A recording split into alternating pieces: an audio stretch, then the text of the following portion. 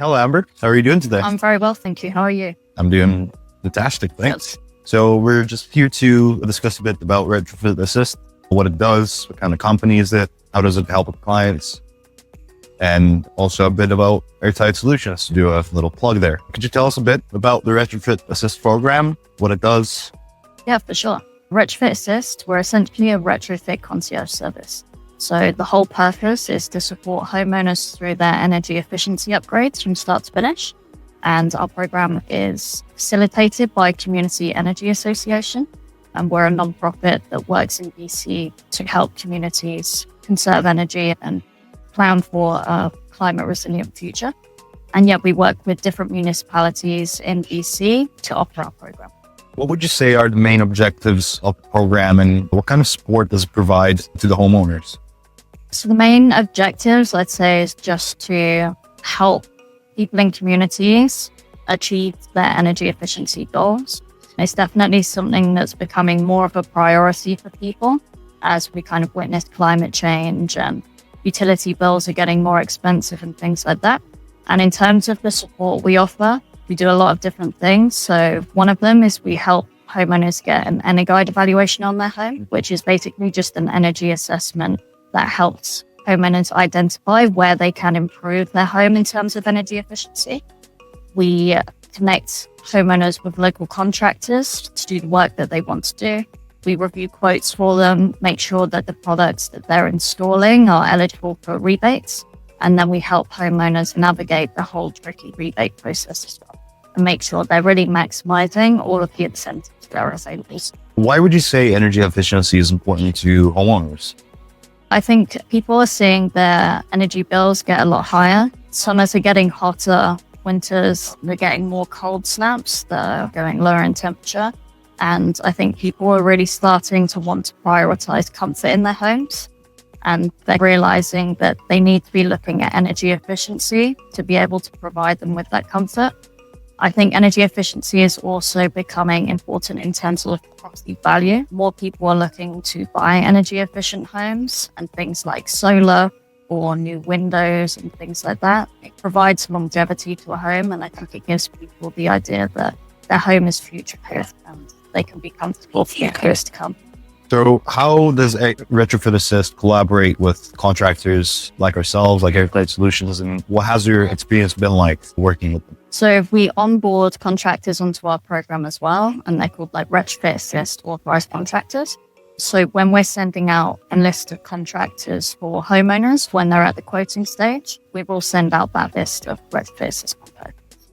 Working with contractors has been really great. You have the direct link between contractor and homeowner. So if there's any quoting issues or invoicing issues, we're able to help with that.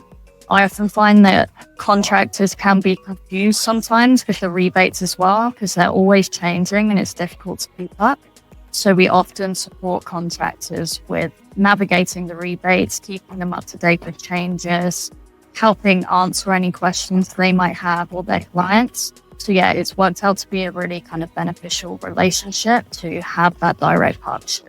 Yeah, I would absolutely agree. As a contractor yourselves, like keeping up to date with all the recent rebates and all that, like that would have been a huge effort on our part. So it's great to have a partner that does that for the homeowners and for the contractors as well. Yeah, I think a lot of contractors, you just want to get your work done and do it to a good standard. Yeah. And yeah, navigating all of the different changes that are out there can be really time consuming. So if we can take that off your plate, then that's a win-win. Could you elaborate a bit on the financial incentives and rebates available to homeowners? So there's many different rebates and incentives that are out there. So at the federal level, there's the Canada Greener Homes Loan. And that program offers up to $40,000 in interest-free financing with a repayment term of 10 years. It's a really popular program, and they've recently just $600 million in funding towards it to extend it. So that's great. And yeah, you can use that for insulation work, windows and doors, heat pumps, and solar. We find that a lot of our participants use that program. Provincially, there's a couple of different options. So there's the Clean BC program, which is the provincial rebate program, and it has two streams. So it has a standard stream that most people can access. You can use that for insulation, windows and doors, heat pumps for electric to heat pumps. And they also have an income qualified stream. So if you're a lower or middle income earner in your household, you can access enhanced rebates. So for example, for windows and doors in the standard stream, you can get $100 per window or door. But in the income qualified stream, you can get $950 per window or door. So it's really beneficial to people. And I find a lot of people find it really helpful and make these upgrades a lot more accessible. The utilities, so BC Hydro and Fortis, they have their own individual rebates as well. So Fortis has a dual fuel heating system rebate, where if you're installing a new high efficiency gas furnace and heat pump system, you can get $5,000 towards that. And then BC Hydro offers a rebate for solar battery storage. That one offers $5,000 for each the panels and the battery storage. Some municipalities, depending on where you live, also offer top-ups. So some will offer maybe $350 to $500 in top-ups for heat pump upgrades, but it really depends on where you live. But there are plenty of options out there, and it's really beneficial to a lot of people. And speaking on rebates, are there any challenges that the homeowner can face while getting the rebate? As to say, are there any barriers to entry, for example, to get the rebate, or is it easily accessible? I think the hardest thing, which is what our program excels in, is just meeting the requirements for every single one. So all of the rebate programs in terms of accessibility, I think are fairly accessible, but it's just figuring out the different requirements for each one and trying to do an upgrade that's going to tick the box for every single program. And that part can be confusing and challenging, but that's where our program comes in to make it really simple for people and just break down exactly what they need to do to get the rebates that they want to get. How can someone apply to Retrofit Assist, and what does it look like process? And typically, the first step of applying to our program is on our website. We have a short application form that people can fill out. That will give us a notification to get in touch with you and book an onboarding call. So the onboarding call is just like a discovery call, figuring out some more information about your home, what it is that you're planning to do, and what kind of financial incentives you might be able to access. And then we'll do the Energuide evaluation on the home, just to get a bit more information about the property. And we often find after doing that evaluation that homeowners will maybe change their plans a little bit, and they identify something that they thought wasn't an issue, or it's something that's easily doable and easily fixable that will make a difference. We'll do a kind of review call after they've had that assessment, and then we'll send them out to get quotes from contractors for the work they want to do. We'll review those quotes, make sure that they're meeting all of the eligibility requirements for the rebate and financial incentives that are out there. They'll go on with their installation, and then we'll come back at the end and just help them apply for those rebate programs and ensure they're getting their funding. You want to talk a bit about our past collaborations with Airtight Solutions and Retrofit Assist? I think we did one project together. Mm-hmm. What was that like? Yeah, we collaborated with the district of Squamish to offer free air sealing to homeowners, and Retrofit Assist kind of facilitated that and provided the homeowners. And it was a really great experience. We did a feedback survey with everyone that participated, and they had great feedback for the work that was completed, the quality of it, professionalism, everything was great. And I think it's amazing. And I found that a lot of the participants said that they could really tell the difference in their homes before and after doing the work. It was a great example to show of how easy it is to solve air leakage problems and what a massive difference it can make. Yeah, I would say solving air leakage problems with AeroBarrier. Otherwise, it can be very arduous, in my experience. We're going and hunting leaks like through conventional methods. If a house is significantly leaky and if there are no large holes, then AeroSeal or AirBarrier, I would say, is the solution in that use case. What would you say are some common misconceptions on energy efficiency? The biggest one is around heat pumps. A lot of people will come to us wanting to install a heat pump, but they aren't necessarily aware of like air leakage or their building envelope in general.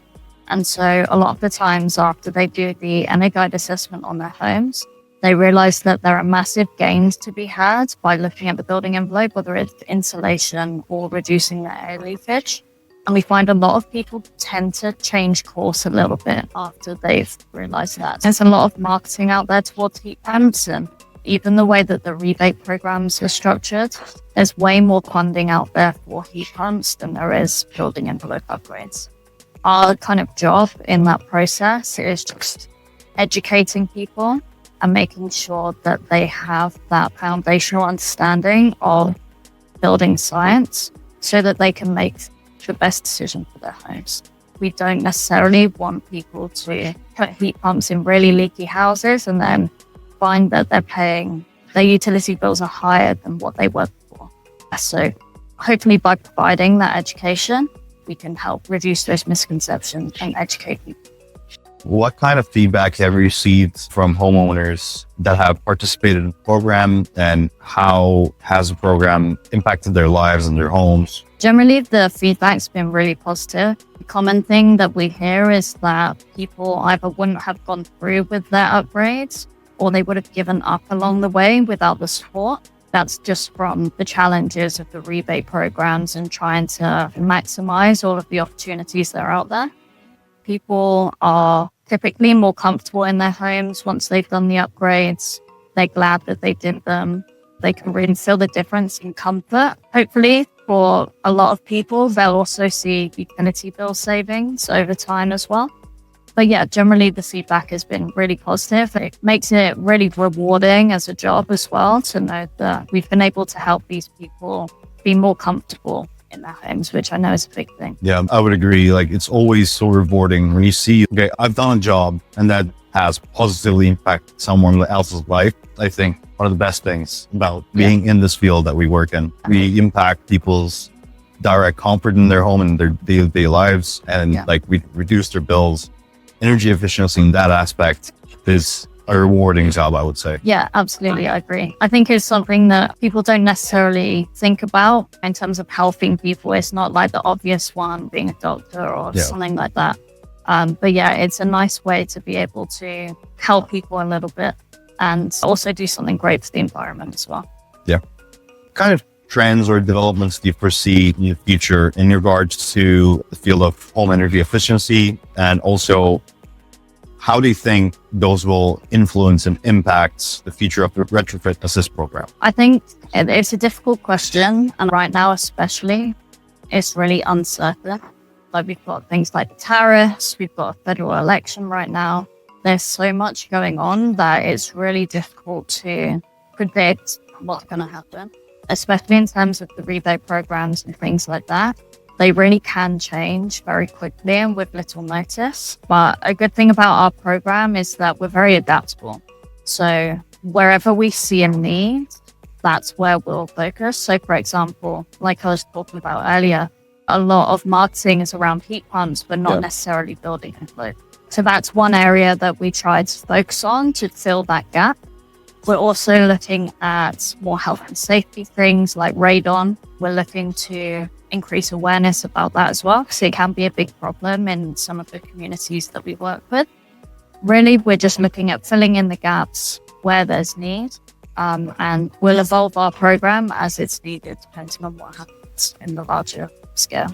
Understood. What advice would you have to homeowners looking to improve their home's energy efficiency? People think that improving your energy efficiency is a massive undertaking and can cost hundreds of thousands of dollars. But it's not always the case. You can do really simple things like upgrading your insulation or doing some manual air sealing, and that can make a huge difference. Even replacing light bulbs to LEDs or adjusting your heating settings, bringing it down a few degrees, that can also make a big difference. So energy efficiency as a whole is a big kind of topic, and there's so many different ways that you can improve it. And it really just depends on what your budget is and what you're able to do. There's really simple ways to do it. And I think a really great place to start is with an EnerGuide assessment. So it's really going to show you where those deficits are very easy ways that you can improve your efficiency in your home. Fair enough. For homeowners that are considering joining the Retrofit Assist program, what would you say to them that would encourage them to go forward with it and apply and make the review process? What would you say to them? The main thing is that you're getting that one-on-one personalized support. There really aren't a lot of other programs out there that will offer that to you and help you from start to finish.